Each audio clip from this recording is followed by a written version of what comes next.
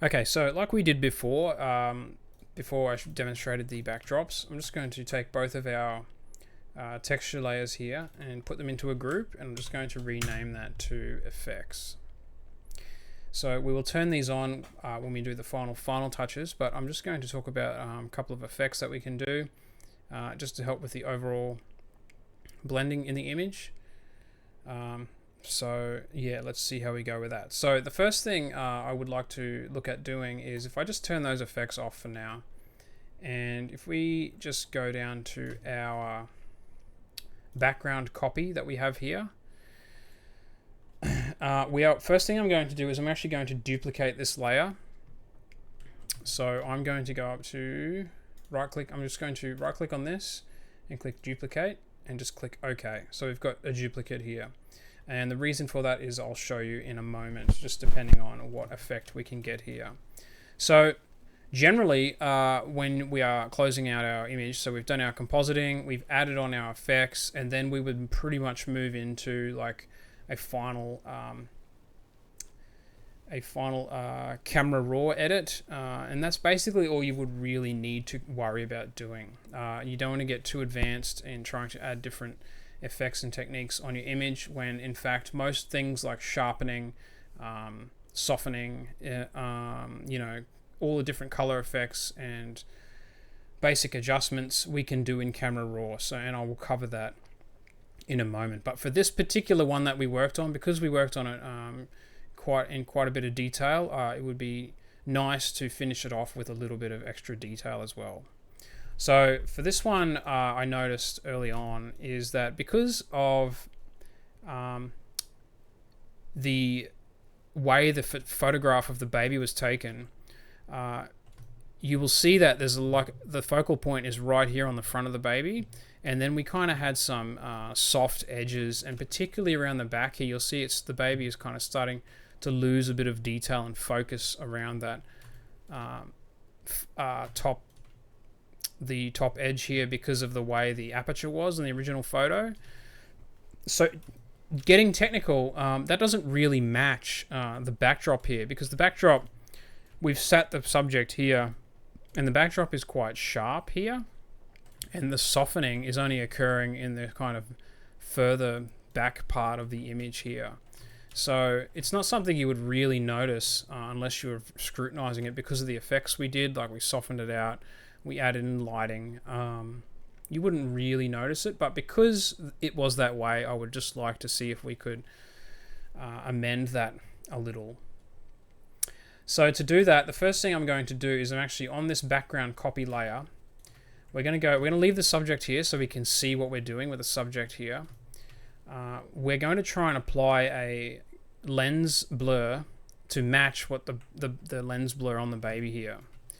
So with the background copy, making sure it's a smart object, which it is, we can see with that little smart object icon there. We're going to go up to filter, blur gallery, and again, like we did before on our textures, we're going to add a field blur. So the field blur is much like like a lens blur. So I'm going to zoom in a little here, just to see how the field blur is looking along the edge here and how it is along the background here. So we want to kind of match it up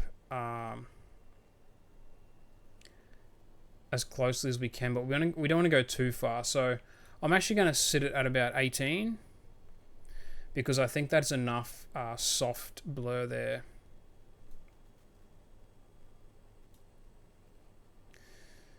So actually, I'm going to set it at about 15 and I'm going to hit OK. So we're going to let that process.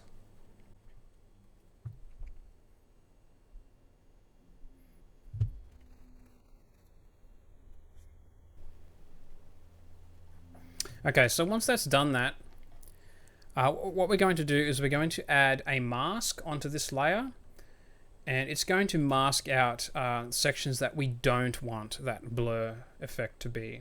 So we can do that on the smart filter layer, but I'm actually going to, because there's more flexibility, I'm going to do it on the background copy mask. So with the background copy, with the blur effect we have, we're going to just click on the layer mask icon to create a layer mask.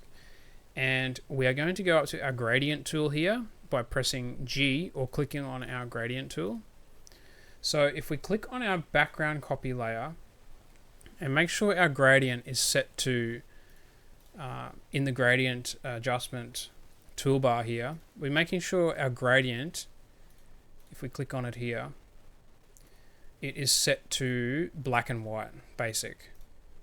So it's just the highlights and, sorry, not highlights, like the mask is on when it's white and the mask is off when it's black. So we've got that white and black gradient.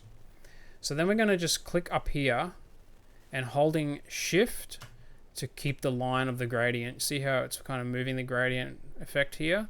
Hold shift to keep the line straight and just pull it down here. So we're going to pull it all the way down to around here. And so once we're happy with that, what I'm going to do is, so what we technically have is, if I show, yeah, this is a view of the gradient. So it's going from the gradient of white to black like that. So if we go back to our layer here and go back to our gradient, and if I zoom in here, we can see exactly where it's very soft to not soft. So I'm actually going to just hold shift again and bring the top of the gradient down to about here. And because the baby goes from going quite soft to sharp, we need to keep the gradient quite sharp as well. So we're going to make sure the gradient line here is quite short to keep that blur quite close. So we're just going to bring it down here. I'm looking around this area. I'm kind of matching where the baby's going from blurry to sharp here. We won't get it perfect, but at least we'll get like a nice enough result.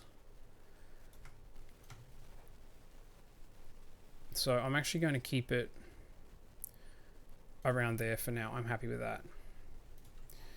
So now the reason we created a copy of the layer before is so that we could have the unaffected original layer underneath it. So we've got a layer with the blur and then a layer that does not have the blur underneath, just like that. So we kind of got this softness back there.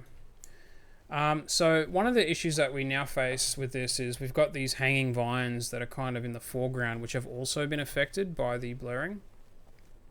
So one way we can attempt to combat that is if I just hide all of the layers, and except for the locked original plate background layer and that copy of the background layer we have here, I'm going to create another copy of that by right clicking and going duplicate layer and hitting OK. And so what that's going to do is it's going to allow us to create a mask of these vines that we want to have hanging sharply in the foreground. So to do that, there's a couple of ways we can do it. I'm first going to attempt an object select way, and then if that's not working very well, we will attempt a different way. So I'm going to go with this layer selected here. I'm going to use the quick select tool and by pressing W, and we're going to make sure we right click here and change to object selection tool. So with our object selection tool and this layer selected, we're just actually going to do a selection around those vines just like this.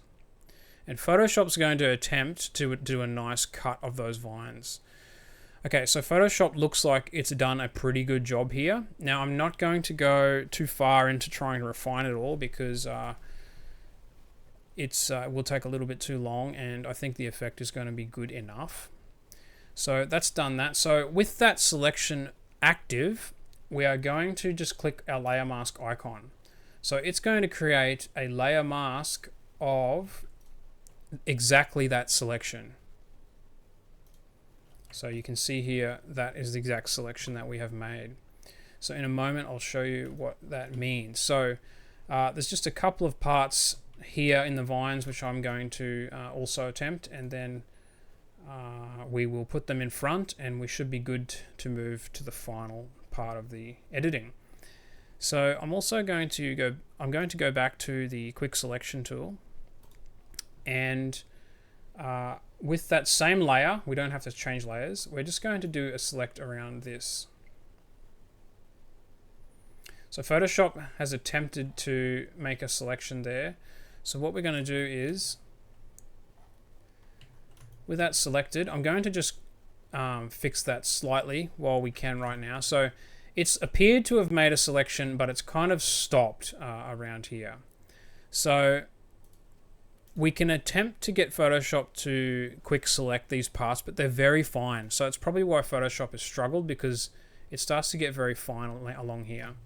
So all I'm going to do is, to make it as quick and easy as possible, is just go and, while that selection is still active, change to your lasso tool by pressing L, and then change to polygonal lasso tool.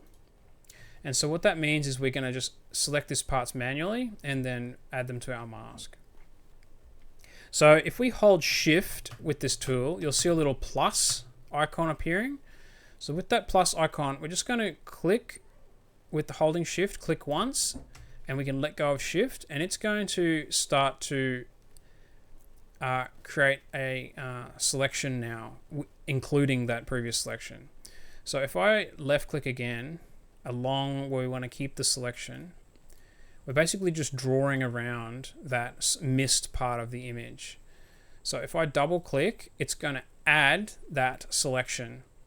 So same thing over here, hold shift, click once, and then we start to draw just as neatly as you can, just around the edge here.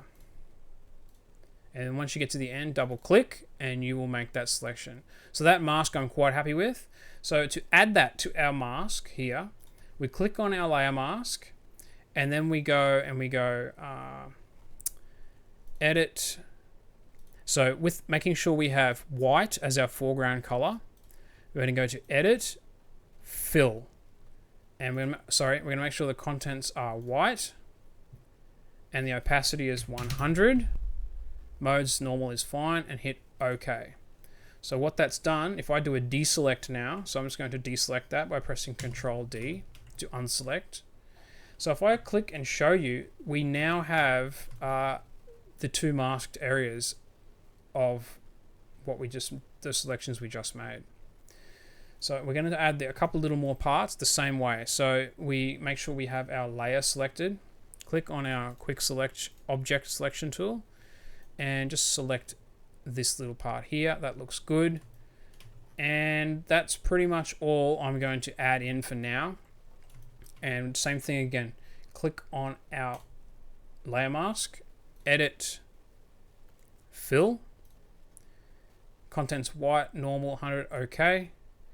And then I'll do a deselect, and I will show you that we have in fact selected that. So I'm just going to hold Control and click on the mask just to bring up the overall selection.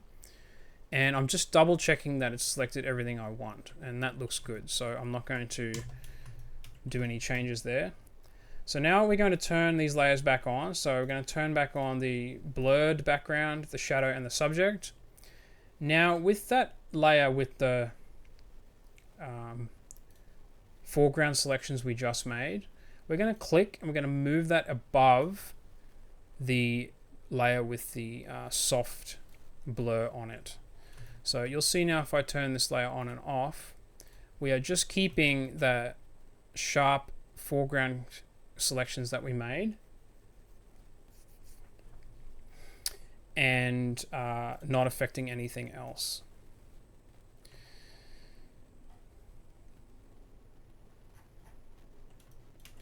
So that's just an idea of using additional copies of your background layer and adding effects like blur to your image and masking out parts of the image just to get it more aligned with the focus or blur of your subject. So that is just that little technique there. So if we turn our effects back on, we are now ready to move into the final processing and then exporting.